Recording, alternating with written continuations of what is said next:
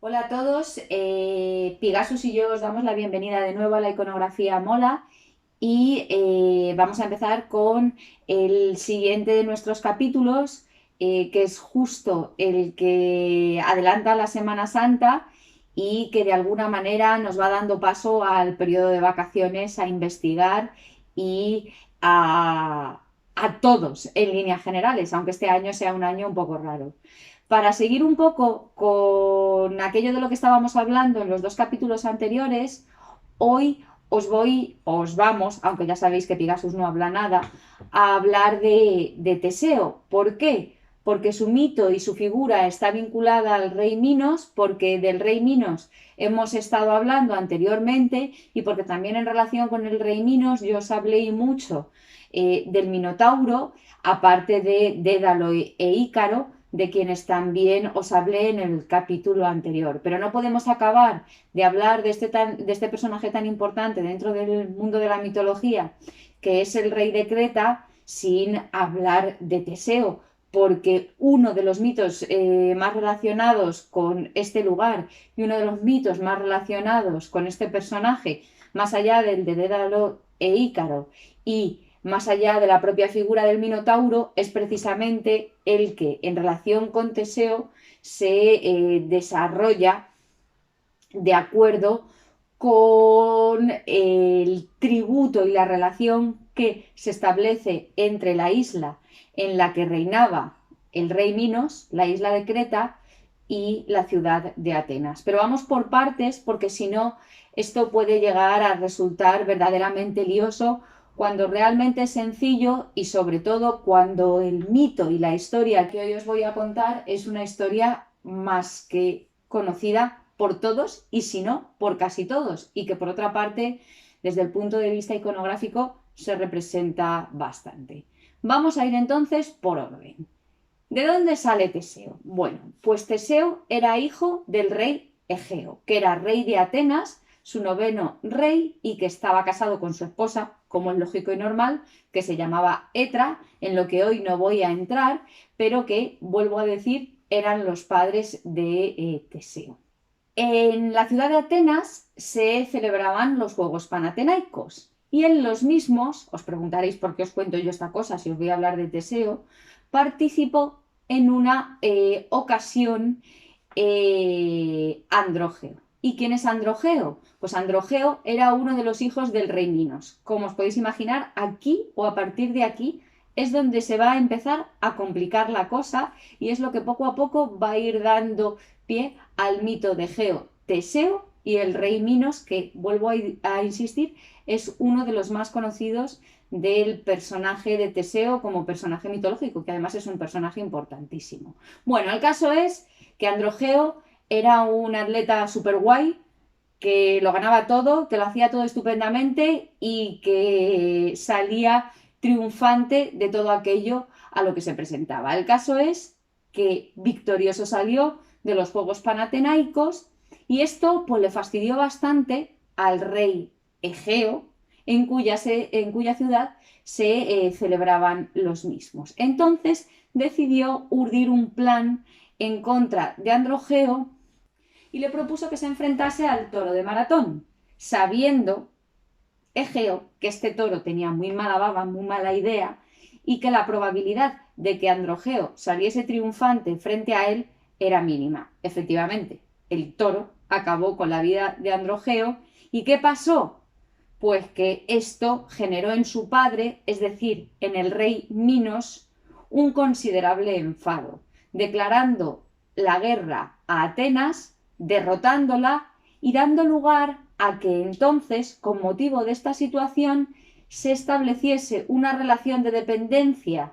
de Atenas hacia la ciudad de Creta o el reino de Creta, sobre el cual reinaba el rey Minos. ¿Y qué tipo de relación se estableció? Pues aprovechando que el Pisuerga pasa por Valladolid y que el Minotauro comía carne humana, la idea que se le ocurrió al rey Minos es que anualmente la ciudad de Atenas debería rendir un tributo a la ciudad de Creta enviando 7 doncellas y 7 jóvenes como alimento para este ser monstruoso. Así que la verdad es que la situación era cuanto menos terrible por la torpe idea que originariamente había tenido el rey Egeo. Como no se le veía fin de ninguna manera a este tributo que tenía que pagar o que se había establecido entre Atenas y Creta, en el último de los viajes o en el último de los pagos decidió infiltrarse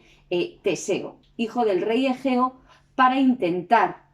poner fin a esta situación, lo que al final definitivamente acabaría consiguiendo. Entonces, en primer lugar, antes de partir en el viaje hacia Creta en el barco que los llevaba, junto con los 6 jóvenes y las 7 doncellas restantes, Teseo habló con su padre Egeo. Y el padre Egeo le dijo que por favor, si salía victorioso de toda esta hazaña, al volver no se olvidase de cambiar las velas del barco en el que iba, porque en la ida el barco llevaba las velas negras en señal de duelo, pero a la vuelta, si triunfaban, Egeo pidió a su hijo que al barco le pusiese las velas blancas. Bueno, total, que Teseo se va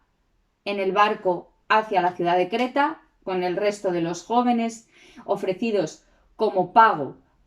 y alimentación para el Minotauro, y cuando llega allí y es presentado ante Minos antes de ser introducido en el laberinto para ser devorado por el Minotauro, conoce a Ariadna. Esta chica os suena, ¿no? Es la del ovillo de la... Bueno, pues Ariadna, que era hija del rey Minos, esto parece un culebrón de los buenos, se enamora de Teseo loquitamente, nada más verle, y decide ayudarle. Entonces, justo antes de que entre en el laberinto, con el resto de los jóvenes y el resto de las doncellas, Ariadna entrega a Teseo un ovillo de lana, que es lo que le va a permitir, cogiendo un cabo, guiarse por dentro y luego, de nuevo, si consigue derrotar al Minotauro, salir triunfante del mismo sin perecer dentro de él. Recordad que Dédalo había hecho un espacio muy complejo y que para escaparse del mismo tuvo que salir volando, de lo complicado que lo había hecho, de la manera tan compleja en la que lo había construido. Total, que por supuesto, esto tiene que acabar aparentemente bien, Teseo derrota al Minotauro y puede volver a salir sin ningún problema con el resto de los jóvenes y el resto de las doncellas del laberinto, cogiendo a Ariadna y huyendo de la ciudad, marchándose con ella y haciendo un alto en su viaje de vuelta en la isla de Naxos, donde, mire usted por dónde, para esto existen 2 versiones, igual que existen 2 versiones para la ayuda que recibe Teseo dentro del laberinto para poder volver a salir. Hay una segunda versión que dice que son las diosas quienes a través de Ariadna acaban ayudando a Teseo entregándole una corona que se iluminaba y le marcaba el camino. Pues bien,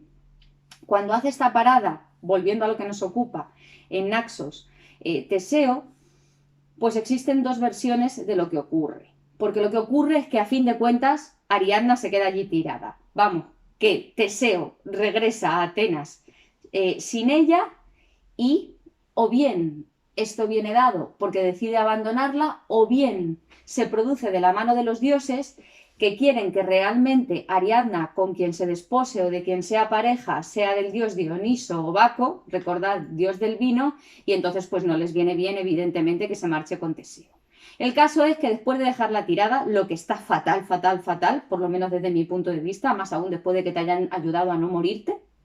y que te hayan salvado en plan heroico y te hayan llevado fuera de tu patria, bueno, pues Teseo se vuelve a montar en el barco y, oh error fatal, se le olvida cambiar las velas. Es decir, que no cambia las velas negras por las velas blancas, que eran las que tenía que poner si había conseguido salir triunfante de su enfrentamiento con el Minotauro y regresa de nuevo a Atenas. Cuando su padre, el rey Egeo, ve que el barco que vuelve lo hace con las velas negras, se lleva el disgusto de su vida, piensa erróneamente, porque no lo ve, que su hijo Teseo ha fallecido y no pudiendo soportar el sufrimiento y no pudiendo aparentemente encontrar un heredero para que le suceda, se arroja al mar y fallece. Mar que desde entonces, y mito que justifica que desde entonces ese espacio acuático, ese espacio marino, se llame el mar Egeo. No llega entonces nunca a conocer que Teseo había salido victorioso, que regresa a su ciudad, a la ciudad de Atenas, y que se convertirá en el sucesor de su padre, siendo el siguiente rey de la ciudad. Y desposando, curiosamente,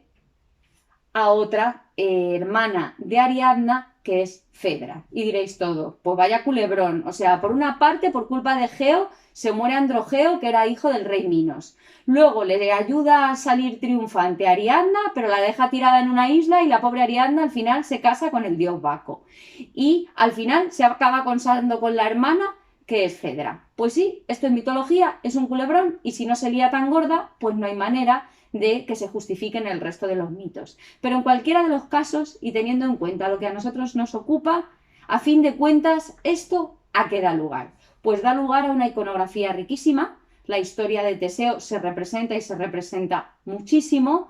Suele ser muy conocida por la circunstancia de la misma, porque aparecen distintas pinturas, porque aparece la figura del Minotauro, que ya os comenté iconográficamente, era un ser que se representaba muchísimo, porque Ariadna es otro de los personajes femeninos a nivel mitológico